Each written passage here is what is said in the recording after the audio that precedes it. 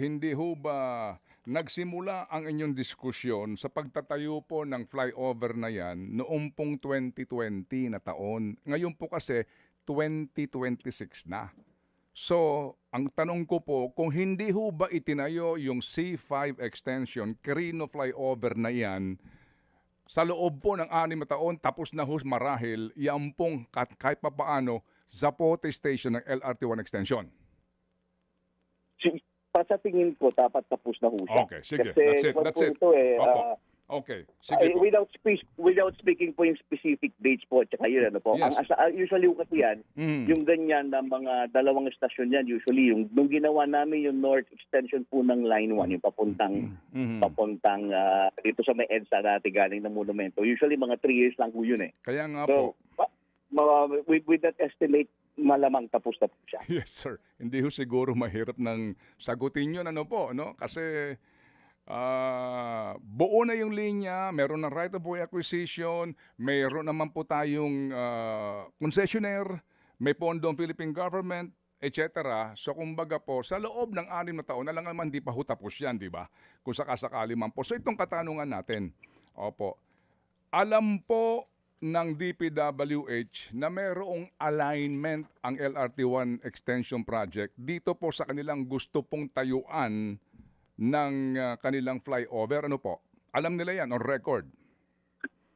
Alam po nila. Okay. Opo. At dito po, nagkaroon kayo ng opposition sa pagtatayo ng flyover na yan on record, di po ba? Tama po. Based po dun sa mga records na nakita ko, may mga objections po kami. Okay. Ngayon po, yaan pong pagtatayo ng flyover na yan, panahon po yan ni Secretary Mark Villar. Tama po. Okay. At bilang kalihim po ng DPWH, siya po ay may upuan din sa board ng LRTA.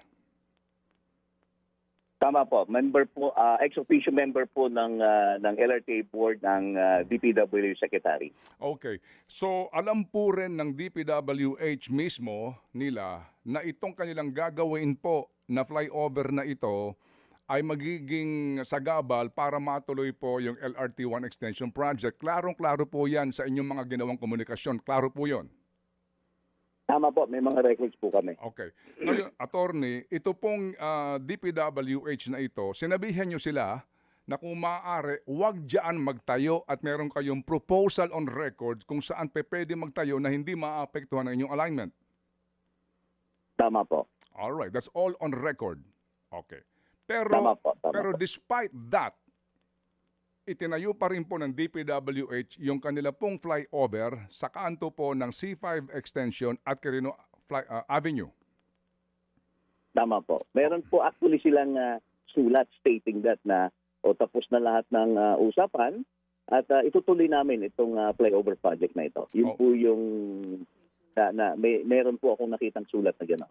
Mga kapatid, patuloy po kayong tumutok sa 105.9 True FM para sa totoong balita, impormasyon, music and entertainment. Mag-subscribe sa aming YouTube channel at podcast at sundan nyo kami sa Facebook, Instagram, X at TikTok sa True Network PH. Bisitahin din po ang aming official website, truefm.ph. At panoorin din kami sa True TV Signal, Channel 19. Kami po ang 105.9 True FM.